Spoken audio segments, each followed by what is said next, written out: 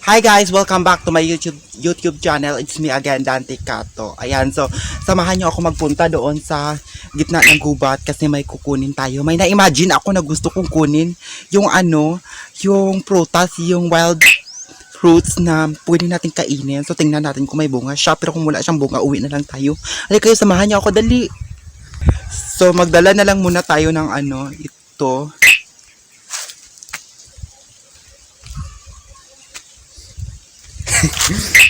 So, i-check ko muna doon guys kung may mga unggoy ba dito. Matamis siya guys. Ito yung niya kung makakita kayo ng ganito. Ayan.